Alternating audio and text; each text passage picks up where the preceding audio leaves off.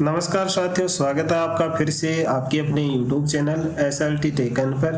साथियों, आपके IFMS 3.0 पे यदि DDO मैपिंग हो चुकी है तो उसके बाद में आपको क्या कार्य करना है उसकी प्रोसेस इस वीडियो में जानेंगे।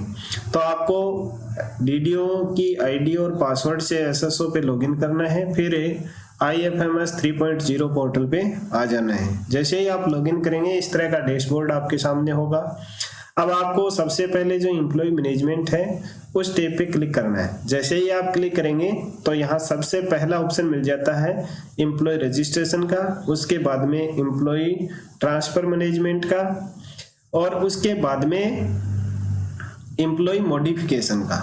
तो आज के इस वीडियो में हम एम्प्लॉय मॉडिफिकेशन के बारे में जानकारी प्राप्त करेंगे। तो यहाँ आपको क्लिक करना है मॉडिफिकेशन वाले पे। तो यहाँ आपके सामने कई ऑप्शन ओपन होंगे जिनको आपको वेरीफाई भी करना है लास्ट में यहाँ वेरिफिकेशन टैब पे जा करके। तो यानी वेरिफिकेशन टैब पे आप पिछले वीडियो में हमने जाना था कि एम्प्लॉय का वेरिफिकेशन किस प्रकार से करना है। तो वेरिफिकेशन में यदि आपको ये पता चला है कि किसी एम्प्लॉय का कोई डेटा अपडेट करना है तो उसको हम कैसे करें, तो इसके लिए जो एम्प्लॉय मॉडिफिकेशन वाला ऑप्शन है उस पर कार्य करना है। तो यहाँ सबसे पहले है प्रोफाइल मॉडिफिकेशन, उसके बाद में पर्सनल डिटेल्स और service detail, address detail, bank detail, family and nominee detail और पेमेंट पे इंटाइटलमेंट। इन सब के ऊपर आप क्लिक करेंगे तो जिस भी कर्मचारी को आपको जैसे मान लिया पर्सनल डिटेल अपडेट करनी है तो यहाँ जैसे ही आप क्लिक करेंगे आपकी ऑफिस या कार्यालय में जितने भी कर्मचारी हैं उनके नाम आपको यहाँ विजिबल हो जाएंगे। अब आप इस पर्सनल डिटेल में मॉडिफाई आपको करना है, जिस भी कर्मचारी के उसके आगे नाम दिया गया मॉडिफाई का, उस पर आपको क्लिक करना है। क्लिक करते ही उस एम्प्लॉय की जो पर्सनल डिटेल है वो यहाँ ओपन हो जाएगी। तो यहाँ सबसे पहले क्या करना है, उस एम्प्लॉय की फोटोग्राफ, यानी प्रत्येक एम्प्लॉय है उसकी फोटोग्राफ तो आपको अपलोड करनी ही होगी और उस फोटोग्राफ की जो साइज है वो मैक्सिमम 1 MB से ज़्यादा की नहीं होनी चाहिए। तो यहाँ जैसे ही आप क्लिक करेंगे तो इस तरह का डायलॉग बॉक्स ओपन होगा। इसमें आपने जहाँ उस एम्प्लॉय की फोटो को स्कैन करके रखा है वहाँ से उस फोटो को आप सिलेक्ट कर लीजिए। अभी मैंने किसी कर्मचारी की फोटो वो स्कैन नहीं की है, केवल प्रोसेस बताने के लिए मैं यहाँ वीडियो बना रहा हूँ। अब यहाँ सबसे पहले अगर किसी कर्मचारी के जन आधार आईडी है वो इसमें ऐड नहीं है तो जन आधार आईडी आपको यहाँ डालनी है। जैसे ही आप आईडी डालेंगे यहाँ आपको उस जन आधार आईडी में जितने भी मेंबर ऐड हैं उनके नाम शो हो जाएंगे। उनमें से आप एम्प्लॉय की आईडी है उसको सेलेक्ट कर लीजिए। अब आईडी सेलेक्ट करने से यह होगा कि जन आधार से डेटा फेच होकर के ऑटोमेटिक यहाँ फिल हो जाएगा, ठीक है। उसके बाद में आपको सारी डिटेल्स हैं वो भरने की आवश्यकता नहीं है। अब कुछ डिटेल्स हैं वो आपको यहाँ फिल करनी होंगी, जैसे एम्प्लॉय की हाइट है, ब्लड ग्रुप है, आइडेंटिफिकेशन कोई मार्क है वो आपको यहाँ फिल करना है, और फादर्स नेम है, मैरिटल स्टेटस है, स्पाउस का नेम है। जो जो डिटेल्स इसमें खाली हैं वो आप यहाँ फिल कर दीजिए, ठीक है। उसके बाद में nationality, home state, home district, home town, जो भी यहाँ आपको ब्लैंक मिले वो आपको यहाँ फिल करने हैं। यहाँ ये आपके आधार के रेफरेंस नंबर हैं वो शो हो जाएंगे। उसके बाद में अगर आप कोई पासपोर्ट नंबर है वो कुछ डालना चाहते हैं तो आप यहाँ डाल सकते हैं। उसके बाद में जो रिक्वायर्ड डॉक्यूमेंट है वो भी आपको अपलोड करने होंगे। जैसे यहाँ DOB में आप चेंज कर रहे हैं तो DOB से संबंधित जो सर्टिफिकेट है वो आप डालेंगे, आधार डॉक्यूमेंट है तो वो डालेंगे, जॉइंट फोटोग्राफ है तो वो डालेंगे, मैरिज सर्टिफिकेट है तो वो डालेंगे, पेन डॉक्यूमेंट है, पासपोर्ट डॉक्यूमेंट है, यानी जो डिटेल आप मॉडिफाई करने जा रहे हैं उससे संबंधित डॉक्यूमेंट आपको यहाँ से सिलेक्ट करना है। और उसके बाद में उस डॉक्यूमेंट से संबंधित डिस्क्रिप्शन आपको यहाँ डालनी है और यहाँ चूज फाइल के ऊपर क्लिक करके उस डॉक्यूमेंट को अपनी जो गैलरी है वहां से इसको सेलेक्ट करना है और आगे दिए गए ऐड बटन पे क्लिक कर देना है। जैसे ही आप ऐड बटन पे क्लिक करेंगे उस डॉक्यूमेंट्स की डिटेल आपको यहाँ नीचे शो होने लग जाएगी और उस डॉक्यूमेंट की जो मैक्सिमम फाइल साइज है वो 2 MB से ज़्यादा नहीं होनी चाहिए।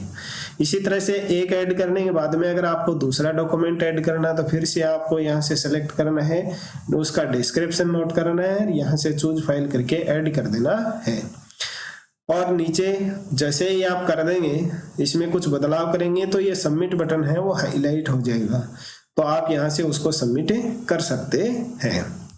अब इसी तरह से अगर किसी की सर्विस डिटेल चेंज करनी है तो इस टैब पे क्लिक करेंगे। जिस भी एम्प्लॉय की आपको सर्विस डिटेल अपडेट करनी है उसके आगे मॉडिफाई का ऑप्शन दिया गया है, उस पर क्लिक करना है तो उस कर्मचारी की पहले से फिल की हुई सर्विस डिटेल है वो यहाँ से ओपन हो जाएगी। इसमें जो भी चेंज करना है वो आप यहाँ से चेंज कर सकते हैं और जो रिक्वायर्ड डॉक्यूमेंट है वो आप यहाँ से चूज कर लेंगे, जैसे अपॉइंटमेंट लेटर है, कंफर्मेशन लेटर है या ज्वाइनिंग एप्लीकेशन है और उससे संबंधित डिस्क्रिप्शन लिख करके उस फाइल को यहाँ अपलोड कर देंगे और आगे ऐड बटन दिया गया उस पर क्लिक करके नीचे जो सबमिट बटन दिया गया उस पर क्लिक कर देंगे। ठीक है। अब उसके बाद में अगर किसी कर्मचारी के एड्रेस चेंज करना है तो यहाँ एड्रेस वाले टैब पे क्लिक करेंगे। जिस भी कर्मचारी का एड्रेस चेंज करना है उसके आगे जो मॉडिफाई का बटन दिया गया है उस पर क्लिक करना है तो उसकी जो पहले से भरी हुई एड्रेस डिटेल है वो आपको यहाँ शो हो जाएगी। अब आपको यहाँ से उसमें कोई बदलाव करना है तो इसको बदलाव है, सबसे पहले परमानेंट एड्रेस है, उसके बाद में करंट एड्रेस है।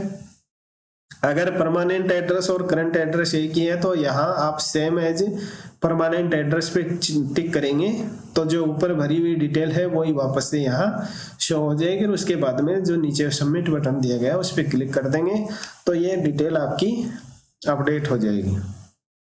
उसके बाद में यदि किसी कर्मचारी का बैंक डिटेल अपडेट करनी है तो यहाँ जो बैंक डिटेल वाला ऑप्शन है उसको सेलेक्ट करना है। उसके बाद में जिस भी कर्मचारी की बैंक डिटेल आपको मॉडिफाई करनी है तो उसके आगे दिए गए मॉडिफाई बटन पे क्लिक करेंगे तो यहाँ जो पहले से भरी हुई बैंक डिटेल है वो आपको यहाँ शो हो जाएगी। उसमें जो बदलाव करना है वो आप कर दीजिए। उसके बाद में जो रिक्वायर्ड डॉक्यूमेंट है वो आप यहाँ से सेलेक्ट करेंगे और उसके बाद में उसे ऐड कर देंगे और नीचे सबमिट बटन पे क्लिक करेंगे। उसके बाद में यदि कोई फैमिली डिटेल है उसमें आपको या नॉमिनी में कोई बदलाव करना है तो इस पे क्लिक करेंगे और आगे जो मॉडिफाई बटन दिया गया उस पे क्लिक करेंगे। अब आपको यहाँ से अगर कोई नॉमिनी को जोड़ना है या हटाना है तो यहाँ जो जन आधार आईडी है वो आपको डालनी है। उसके बाद में जैसे ही आप जन आधार आईडी डालेंगे यहाँ जो मेंबर आईडी है वो शो हो जाएगी। उस मेंबर आईडी में नाम के आगे जिस भी जो मेंबर है उसको ऐड करना है उसको सेलेक्ट करेंगे। सेलेक्ट करते ही कुछ फील्ड्स हैं वो ऑटोमेटिक यहाँ भर जाएंगे। जिनके आगे स्टार दिया हुआ है वो भरने जरूरी हैं और उसके बाद में यहाँ फिजिकल डिसेबिलिटी है, परसेंटेज है वो आपको भरना है, डिपेंडेंट है या यस और नो करना है, एम्प्लॉय है या नहीं है वो ऐड कर सेलेक्ट करके आगे जो ऐड बटन दिया गया उस पर आपको क्लिक करना है तो वह जो एम्प्लॉय का फैमिली मेंबर है वो ऐड हो जाएगा। उसके बाद में उसके कोई स्कीम ऐड करनी है तो यहाँ से स्कीम है वो आप सेलेक्ट कर लेंगे, जैसे कम्युनिकेशन है, जीआई पॉलिसी है, जनरल प्रोविडेंट फंड है, ग्रेजुएटी है, ग्रुप इंश्योरेंस है और न्यू पेंशन स्कीम है, प्रोविडेंट फंड है, स्टेट इंश्योरेंस है। इनमें से जिस भी अपने मेंबर को इनके लिए नॉमिनी नियुक्त करना है वो स्कीम आप यहाँ से सेलेक्ट करेंगे। यहाँ से नॉमिनी का नेम सेलेक्ट करेंगे, उसके बाद में रिलेशन और उसका जो शेयर है वो सेलेक्ट करेंगे और ऐड कर देंगे। ऐड करने के बाद में नीचे जो सबमिट बटन दिया गया उस पर क्लिक करके इस डिटेल को ऐड कर सकते हैं। इसके बाद में यदि आप किसी कर्मचारी के पे इंटाइटलमेंट में संशोधन करना है तो आप इसे पे इंटाइटलमेंट वाले ऑप्शन को सिलेक्ट करेंगे। आपके सामने एम्प्लॉय की लिस्ट होगी, उसमें आपको जिस भी एम्प्लॉय का डेटा मॉडिफाई करना है तो उसको आप सेलेक्ट करेंगे। यहाँ से अगर आपको पे कमीशन चेंज करना है, अगर डेट एंट्री एग्जिटिंग पे बैंड एंड जो भी चेंज करना है वो आप यहाँ से चेंज कर सकते हैं। पे स्केल चेंज कर सकते हैं, बेसिक पे है, और जो डियरनेस अलाउंस है कितना % मिल रहा है वो आप यहाँ से सेलेक्ट कर लेंगे। हाउस रेंट अलाउंस रेट है वो आप यहाँ से सेलेक्ट कर लेंगे, और show salary allowance and deduction, तो आप इस पे चेक पे जैसे ही इस चेक बॉक्स पे टिक करेंगे तो वर्तमान में जो सैलरी और डिडक्शंस हैं वो आपके सामने इस तरह से दिखाई दे जाएंगे। इसको आप कन्फर्म कर लें, और जो नीचे डिक्लेरेशन दी गई है उसको सेलेक्ट करेंगे तो आपके सामने ये सबमिट बटन है वो हाईलाइट हो जाएगा, और आप इसको सबमिट कर दीजिए। तो उस कर्मचारी की जो पे एंटाइटलमेंट डिटेल है वो वेरीफाई हो जाएगी। तो इस तरह से किसी भी कर्मचारी के डेटा में अगर आपको मॉडिफिकेशन करना है तो इन 6-7 स्टेप में जाकर के आपको जो जिस डिटेल में अपडेट करना है वो आप वहां से सेलेक्ट करें, अपडेट करें, सबमिट करें।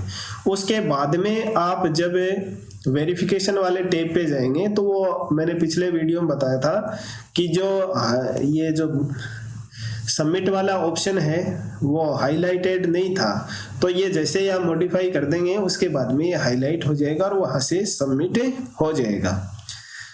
तो आज के वीडियो में बस इतना ही, मिलते हैं एक नई जानकारी के साथ में नेक्स्ट वीडियो में। तब तक के लिए नमस्कार, थैंक यू।